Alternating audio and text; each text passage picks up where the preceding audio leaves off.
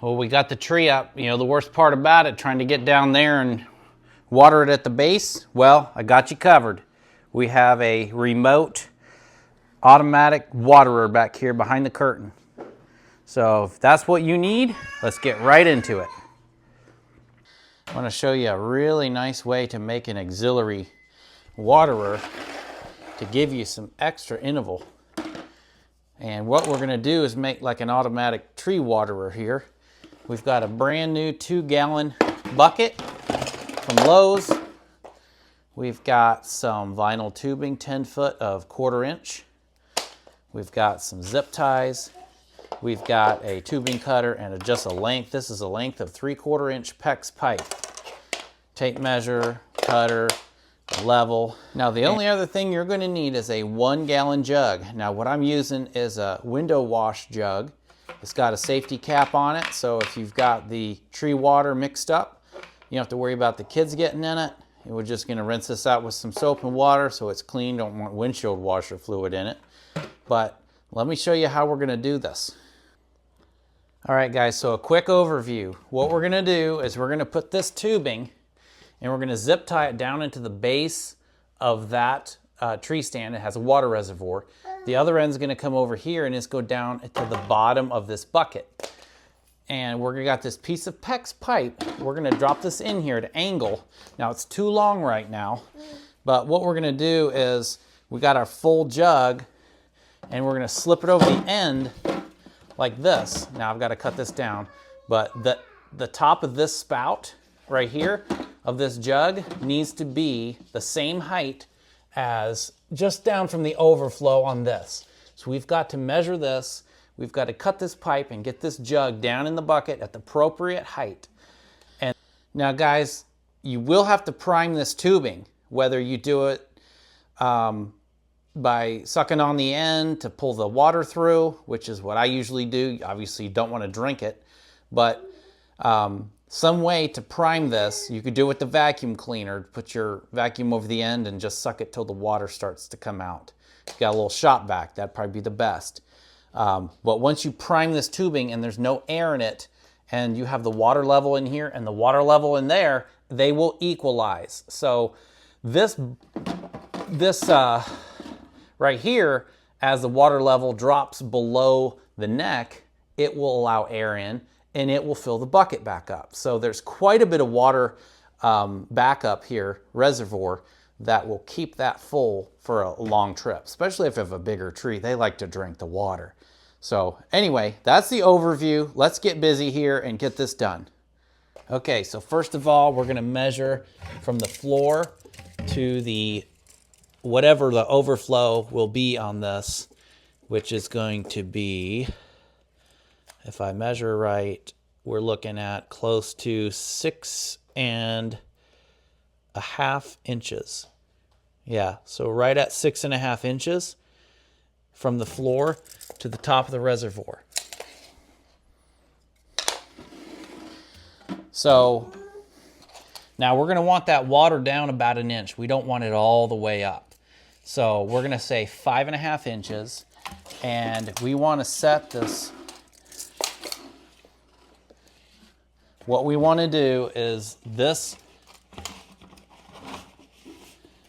jug needs to be held up in this bucket at 5.5 inches, so it will fill the bucket up. So 5.5 inches up in the bucket is where we're going with this. All right, guys, so the easiest way to do this is going to be drop the pipe in your bucket. Now we have to figure at an angle because this is going to be leaned at an angle. It doesn't look like it's going to work yet, but trust me, it will. What we need to do is measure the amount of pipe sticking out of this. We're going to just start with 6 inches, as it is at an angle. So let's cut it at 6. It needs to be up in one of the corners of the bucket like this. That's how it's going to rest. And we're going to go to 6 inches and cut it off. So right here at the F here.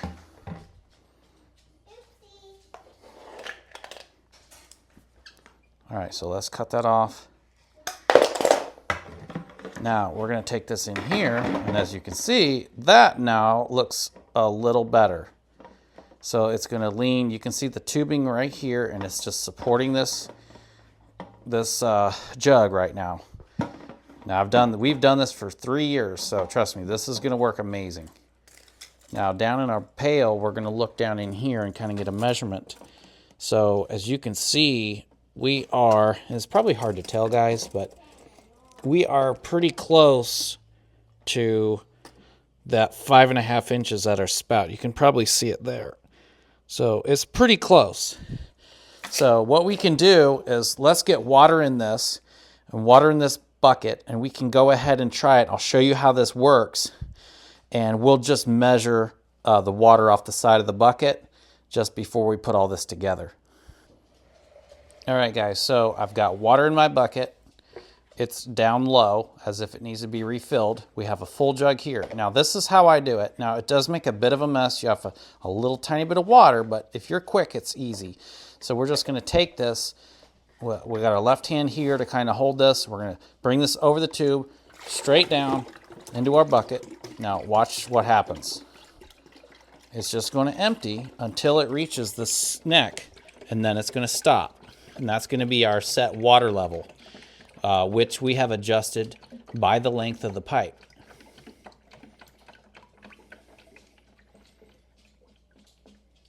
Okay, that's it. That's as much as it's going to empty. Okay, so it has equalized, as you can see. It's filled the bucket up. It's not going to allow any more water out until it drops below and it allows air in. So what we're going to do is we're going to measure right here. We have exactly 3.5 inches to the top of the bucket right here. And if we measure the outside, we have 9.25 inches, as you can see. So what's that mean? So that means we have 5.75 inches of water. So if we go back over here, you remember we were at 6.5. So we are 3/4 of an inch down. That's fine. We're a touch long on this pipe. You could cut it down another 1/4 inch, but otherwise we're pretty much where I want to be. Okay guys, so let's recap. We're gonna have water in here at 5.75 inches, and that will keep water in here at 5.75 inches. If you raise this bucket, if you put this bucket on something, you've raised the water level and it will overfill that. So make sure wherever you're gonna put your bucket, it's the same level as the tree, okay? If you bring this up, it's gonna overfill that. So as long as wherever you're putting it, it's gonna be at the same level, we're good. All right, guys, so now we've got to get this tubing connected. We've got our small zip ties. We've got our tubing. We're just gonna get it stretched out here real fast, and I'll show you how we're gonna do this. So we're gonna take our jug off of this. And remember, I said this had to be down in the bottom of the bucket. Well, how do you keep it down there? You zip tie it to the end of this pipe. So when you have this pipe in here, it is held in the bottom, because as the water level drops, it has to remain under the water surface. So we're going to take this right here, and we're just going to bring it down close to the end of it, and we're going to go ahead and zip tie. I usually do a couple times. You don't want it super tight. You don't want it crimping the tubing, so you may have to put a couple on just to keep it from moving. Now you can't zip tie up where this jug's going to slide down, so you want to leave that space open. This is just to hold the tubing down at the bottom of the bucket like this, like that, okay? So we'll just put one more on here just to ensure it does not move. As this little vinyl tubing squishes pretty easy, and we don't want it smashed. All right, we have zip ties these to the tubing here. What I did have to do is I zip tied one real tight just on the tubing, and then I slid these up to it because they were sliding up and down the pipe. You can pull on it and make sure, but this isn't moving now, so that's good. Now what we're gonna do is, you can see this is just gonna slip down in here, and that's gonna hold it at the bottom of the bucket, and then we're gonna slip our pipe on, or when we slip our jug on, This tube is going to come out like that. All right, so that's our completed assembly. This is going to go back here. Now, if you're wondering what we're going to do with it, this is really ugly. It is ugly, but we're going to drop it right behind our curtain, throw our curtain in front. You're never going to see it. Just like that, okay?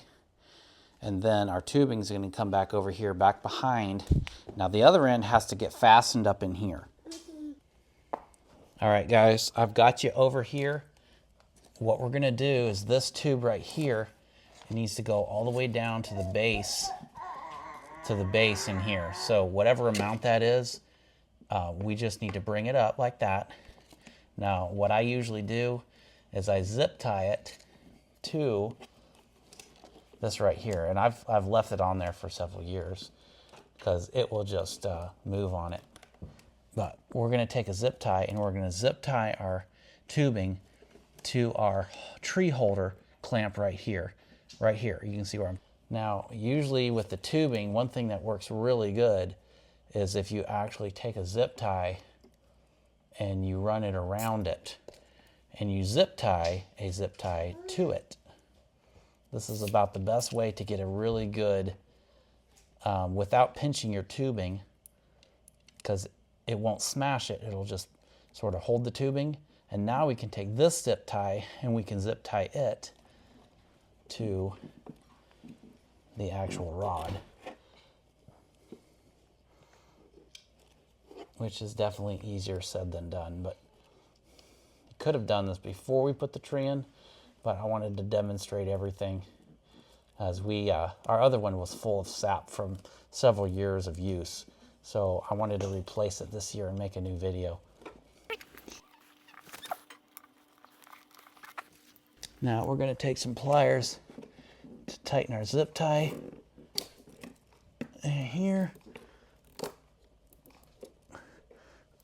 Now it's going to be tightened on there. So as you can see, that is now down in the bottom.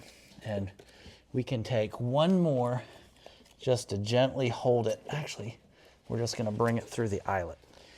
We're going to just take our tubing and pass it through our eyelet just to kind of hold that there, because we have a little tree skirt and it's going to go right down there like that, and that will keep it down in the bottom.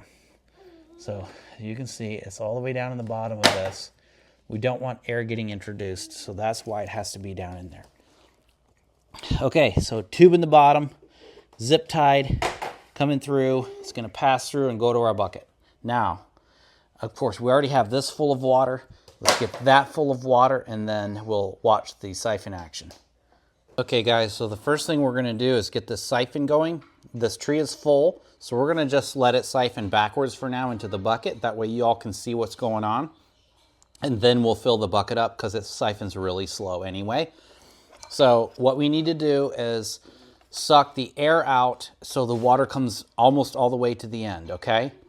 Pretty close to the end. So whether you use a shop vac and stick it over the end and suck it, however you're going to do it, let's do it. Here, watch the water.